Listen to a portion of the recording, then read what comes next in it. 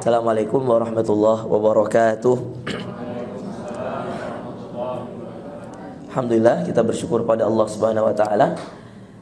Pada kesempatan hari ini di tempat ini kita bisa bermajelis ilmu ya bersama dalam konteks kita ingin mendekatkan diri pada Allah. Ya. Saya tadi merasa bahagia kenapa? Karena setiap orang yang ingin majelis ilmu, Bapak Ibu sekalian, mau merutinkan kajian ya, itu adalah orang-orang yang sebenarnya ingin mendekatkan diri pada Allah ya. Saya bilang jangankan para dokter yang ada di hadapan saya yang tiap hari melihat kekuasaan Allah dari seorang anak yang lahir atau dari seorang ibu yang mengandung ya, itu kekuasaan Allah semua. Disebut dalam Quran kisah itu Bapak Ibu sekalian. Di surah Maryam ada, di Luqman ada, di Al-Ahqaf ada. Hamalatsu ummuhu wahnan ala wahnin wa fisaluhu fi amain. Itu semua kuasa Allah Bapak Ibu sekalian. Hari-hari Bapak, apalagi Prof yang mungkin dari dulu sudah meneliti jalur itu ya, melihat betul bagaimana kuasanya Allah. Keajaiban-keajaiban melahirkan. Musibah-musibah yang kadang-kadang muncul yang tidak disangka-sangka ketika melahirkan. Keadaan-keadaan, keilmuan yang dari normal menjadi ada keilmuan yang dinamakan sesar istilahnya. Dan seterusnya, itu semua dari siapa? Dari Allah Azza wa Jalla. Disebut dalam Quran berkali-kali perjuangan itu. Disebutkan melahirkannya, disebutkan mengandungnya ya, mengandungnya dulu, melahirkannya, menyusuinya, wa fisaluhu fi amain. Bahkan menyusuinya 2 tahun itu disebut dalam Quran, wa fisaluhu fi amain. Ya. Sebaik-baik menyusui itu 2 tahun. Dan itu di ilmu kalian Bapak Ibu sekalian. Saya adalah orang yang hanya memindahkan ayat Quran. Kata Allah wa fisaluhu fi amain ya. Meskipun muncul sekarang dengan teknologi ya, dengan ya subhanallah banyaknya ilmuwan-ilmuwan yang menemukan tentang susu formula dan seterusnya.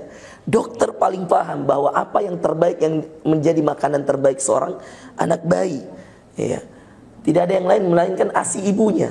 Itu disebut dalam Quran Bapak Ibu yang dimuliakan Allah Subhanahu wa taala. Jadi hari-hari ya Bapak dan Ibu sekalian, adik-adik sekalian, teman-teman sekalian melihat itu, kejadian itu, mempelajari itu ya, mengambil spesialis objin adalah sebuah pilihan. Dan ketika kita masuk pada pilihan itu kita harus mendalaminya. Dan subhanallah Al-Quran lebih dulu ya. Bahkan di saat teknologi belum ada Bapak Ibu sekalian, Maryam diperintahkan oleh Allah dalam surah Maryam ya, untuk menggerak-gerakkan pohon kurma ya, untuk kemudian melahirkan putranya yang bernama Nabi Isa alaihissalam. Ini bukan dongeng teman-teman. Kalau kita muslim wajib kita percaya ya.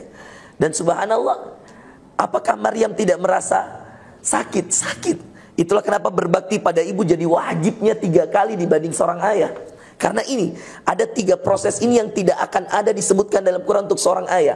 Hamalatsu ummuhu, dihamilkan. Wahnan ala wahn, dari keadaan lemah semakin lemah. 1 bulan tidak akan sama susahnya dengan 9 bulan.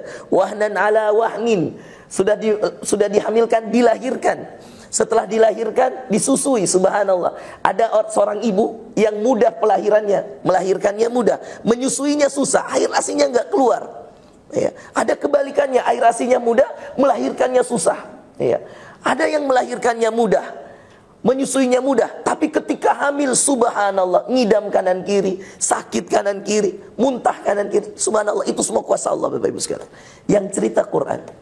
Makanya kalau subhanallah seperti teman-teman, apalagi yang Masya Allah yang seperti Prof Sahrul dengan semua keilmuannya masih mau duduk mendengar kajian ya. Ini bukan pertama kali ya, berapa kali saya kajian dengan beliau di beberapa tempat, selalu hadir, duduk paling depan sama Prof Asadul ya, sama beberapa prof-prof yang lain. Subhanallah, kalau profesor saja mau duduk dengar kajian agama, apalagi teman-teman yang masih meniti jalur keilmuan ya. Subhanallah, di antara tanda teman-teman sekalian, Allah menginginkan kebaikan untuk seseorang itu, Allah buat dia suka dengar ceramah. Saya ulangi, di antara kebaikan, Allah mau buka kebaikan pada seorang hamba, itu Allah buat dia suka mendengarkan nasihat, suka mendengarkan ceramah. Hadisnya Bukhari. Saya jurusan S2, S3, saya jurusan ilmu hadis. Ketika saya pelajari hadis ini dan saya telaah, kita teliti riwayatnya, hadisnya sahih. Imam Bukhari mengeluarkan hadis ini. Kata Imam Bukhari dalam hadis, Rasulullah mengatakan, "Man yuridillahu bihi khairan yufaqihu fiddin." Allah kalau cinta sama seorang hamba, nih teman-teman dengerin semua. Allah kalau cinta sama seorang hamba, Allah buat dia suka dengarkan sesuatu yang berkaitan dengan agama. suka dengarkan ayat Quran, suka dengarkan hadis Rasulullah, suka membaca kisah Rasulullah, suka mendengarkan perjuangan para ummahatul mukminin, istri-istri Rasulullah, suka mendengarkan perjuangan para sahabat-sahabat Rasulullah. Yang jelas kalau berkaitan dengan agama Allah, dia senang. Maka kata Rasulullah SAW, ini bukti bahwa orang itu dibukakan pintu kebaikan sehingga Allah mencintainya. Lalu kemudian kita telaah. Salah seorang profesor saya di sana ya, mengatakan bahwa sebaliknya dalam jurusan ilmu agama itu, dalam bidang ilmu hadis itu berlaku yang dinamanya aksul mukhalafah, yang dinamakan pemahaman terbaliknya. Karena Rasulullah itu senang dengan kata-kata yang baik, maka yang dikeluarkan yang baik.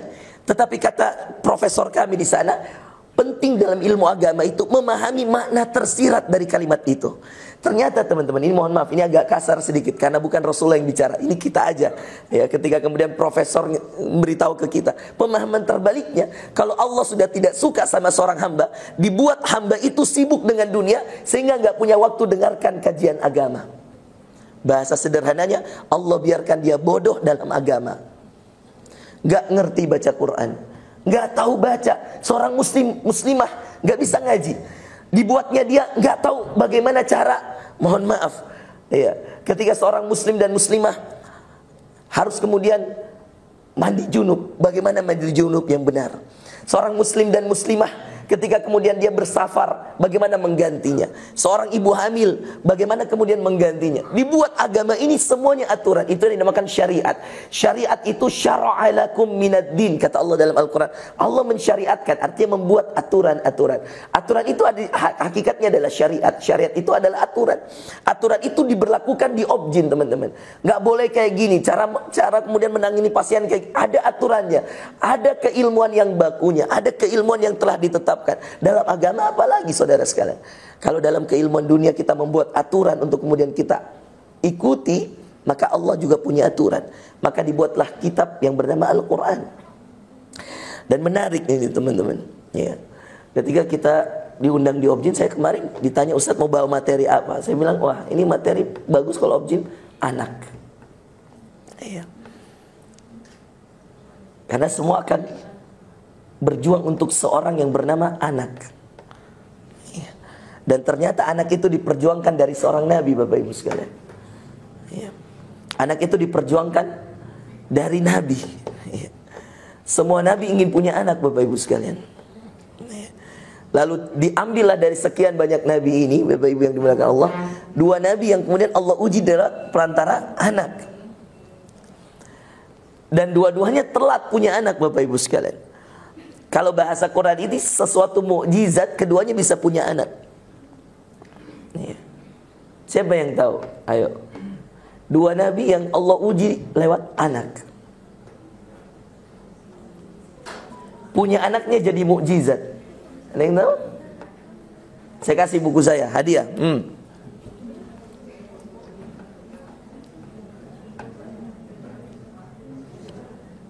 Ayo teman-teman yang residen ini, ada yang bisa jawab? Siapa dua nabi yang diuji oleh Allah sampai kemudian dia punya anaknya dikatakan mukjizat ini? Karena nggak mungkin sudah punya anak. Siapa? Angkat tangan. Hai, berselisih pendapat ulama di sini. Laki-lakinya satu orang, siapa nih teman-teman nih? Akhwatnya ada, perempuannya? Nah, terbukalah diskusi yang lebar. Kenapa? Karena jarang dengar. Ada yang takut-takut, nanti salah ya. Siapa? Nabi Ibrahim satu. Mujizat dia punya anak. Kenapa mujizat dia punya anak? Dia punya anak di usia yang sangat tua, ratusan tahun usianya, baru diberikan anak.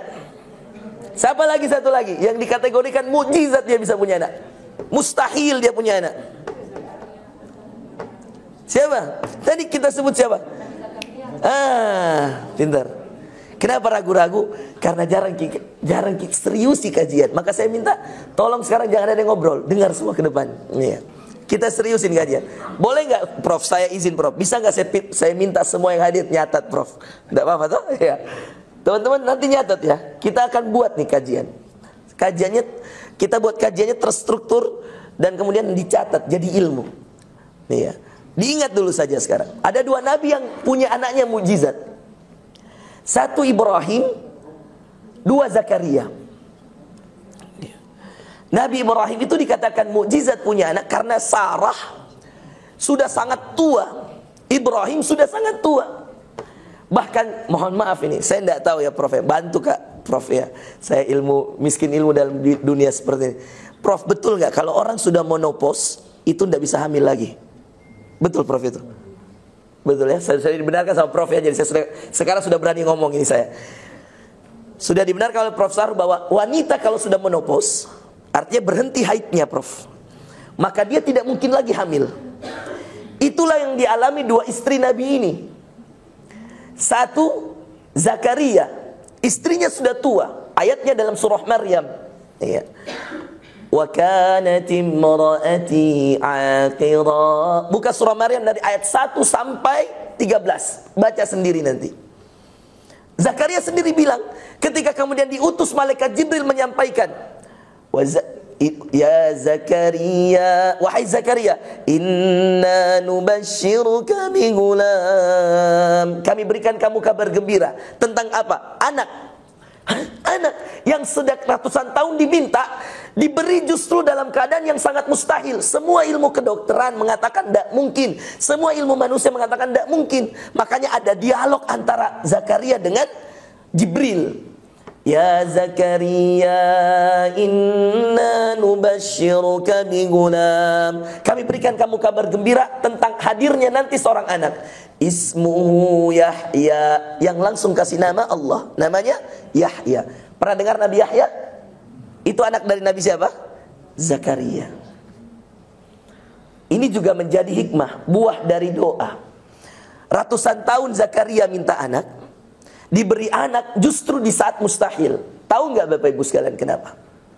Supaya Allah ingin buktikan kepada semua kita, umat Rasulullah yang baca Quran, bahwa Nabi juga diuji. Jadi kalau ada yang 10 tahun, Irwan Syah itu 10 tahun lebih baru punya anak. Kebetulan saya Prof sekarang alhamdulillah bolak-balik Jakarta, diamanai jadi pembinanya teman-teman artis hijrah. Irwan Syah tuh berapa kali coba bayi tabung, nggak sukses-sukses. Sampai kemudian dia merasa pasrah sama Allah. Mungkin Anda bisa cek di The Sungkars Family ya. Ada di YouTube itu kisah nyatanya The Sungkars ya. Mungkin ada yang sudah follow Saskia ya dan teman-teman ya. Saya sampai ngobrol sama Wisnu itu. Saya katakan, "No, berapa kali dia bayi tabung itu baru dia dapat?" Dia katakan, "Nggak kehitung Ustaz. Semua negara sudah dia datangi." Ya. Tapi Allah kasih di saat mereka, kadang-kadang mereka sudah pasrah gitu.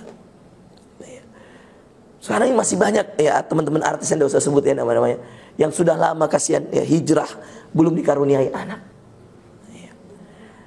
Dan saya selalu katakan bahwa ingat, ini jadi cerita nyata loh dalam Quran bahwa Nabi, jangankan kamu bukan Nabi gitu loh. Nabi ini nggak punya dosa Bapak Ibu sekalian. Minta sama Allah nggak dikasih, padahal hari-hari mengerjakan perintah Allah, hari-hari mendakwahkan agama Allah. Tidak dikasih. Zakaria itu dikasih sampai dia bingung sendiri.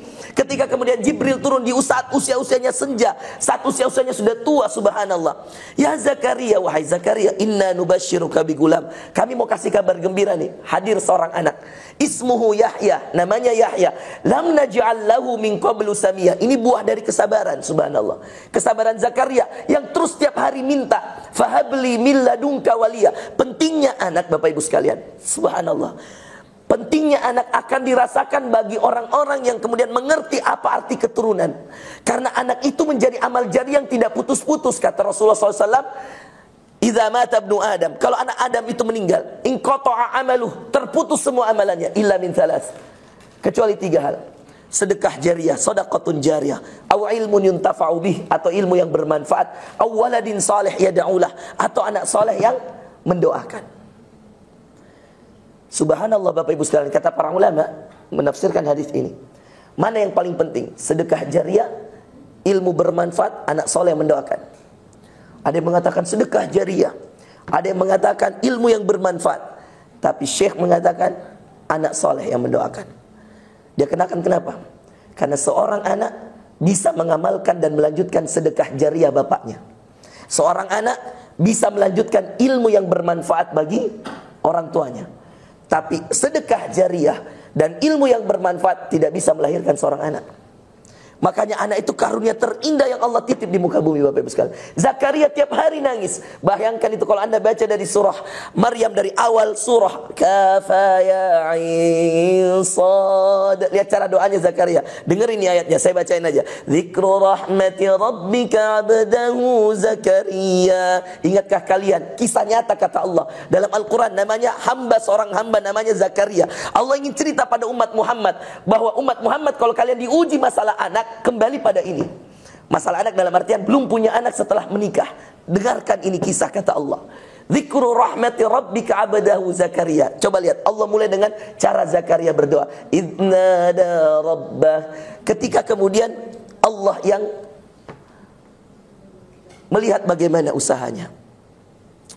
Teman-teman ya, subhanallah.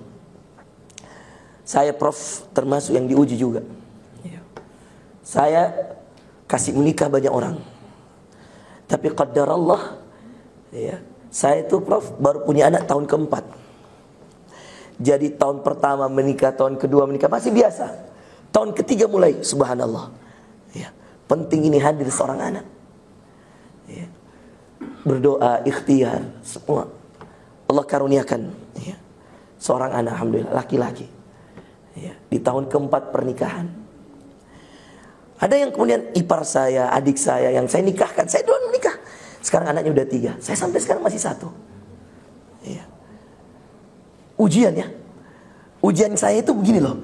Saya mengatakan ketika saya khutbah nikah, saya biasa aja mungkin awalnya.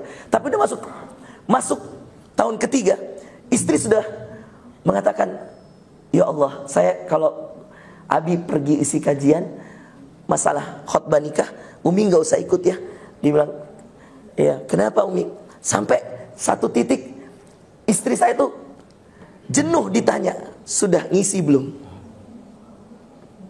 Saya gak ambil jauh-jauh nih, ini saya. Kisah teman-teman artis, gak usah saya sebutkan, banyak sekali yang seperti itu juga. Saya gak tahu ya, apa ini berlaku ya. Saya bisa bayangkan, ini gak apa-apa ya, mohon maaf, ini antar kita aja, ini kan kajian internal ya Prof.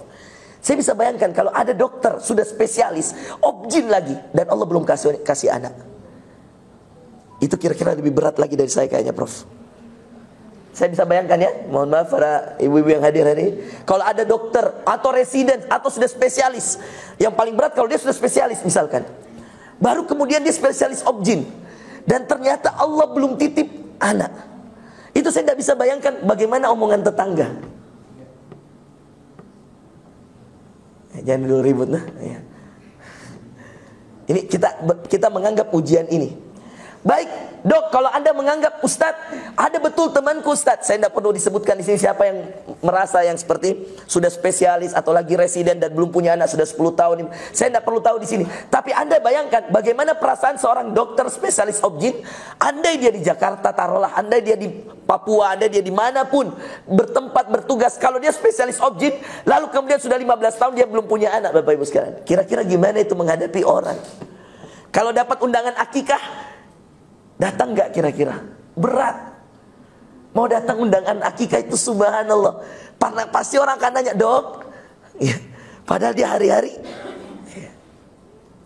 Dan Anda bisa bayangkan, ayo fokus, lihat depan. Anda bisa bayangkan kalau itu yang diuji Nabi Allah, yang hari-hari mengatakan pada kaumnya, hai kaumku, tinggalkan patung itu, minta semua hajatmu sama Allah. Tiba-tiba kemudian Zakaria mengatakan itu pada kaumnya, hei, berhenti menyembah patung, itu tidak bisa memberikan kamu manfaat. Yang bisa menjawab doamu hanya Allah yang ada di atas langit sana. Lalu apa dia bilang kaumnya? Zakaria, kamu minta anak aja gak dikasih, mana ada Allah. Lebih berat lagi ya kira-kira Prof ya. Bapak Ibu sepakat gak bahwa yang paling berat ini Nabi? Benar gak? Kalau saya Ustadz, biasa. Kalau dokter obgyn mungkin lebih berat. Tapi kalau Nabi mengatakan berhenti sembah ini, karena dia ini Tuhan yang gak bisa memberikan kamu apa-apa, dia bukan Tuhan, maka sembah yang di atas langit.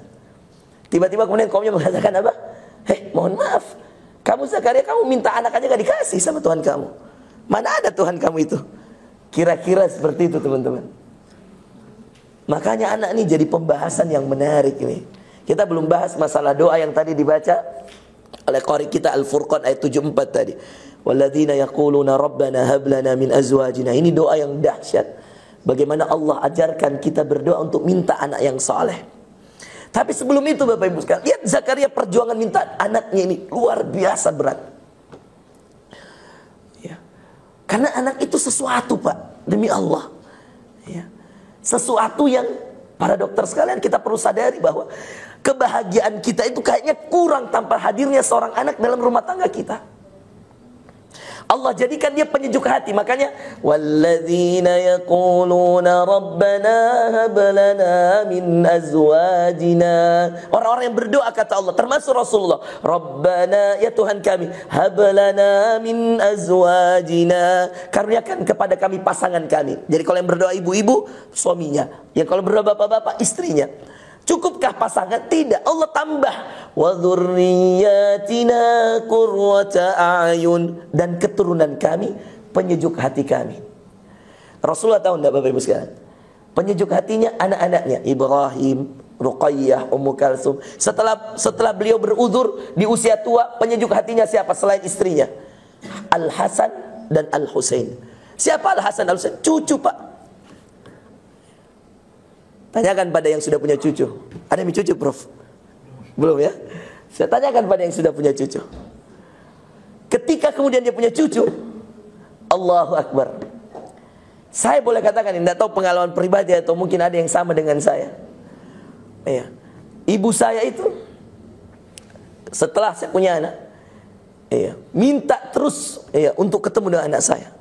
Bahkan saya bilang, Masya Allah, kayaknya kita lebih ingat Al-Amin sekarang. Nama anak saya Al-Amin. Al-Amin daripada saya sekarang. Dia bilang, iya memang. Dia bilang gitu. Saya nggak tahu kenapa. Di satu masa, nanti para orang tua ketika masuk pada masa uzur, pada masa 50 tahun ke atas, 60 tahun ke atas, subhanallah, cucu itu jadi penyejuk hati terindah bagi seorang nenek, bagi seorang kakek. Ketika kemudian datang Idul Fitri, Idul Adha, apa yang dia cari? Mana cucuku? Subhanallah Bapak Ibu sekalian. Penyejuk hati yang Allah sudah katakan dalam Al-Quran, qurrata a'yun.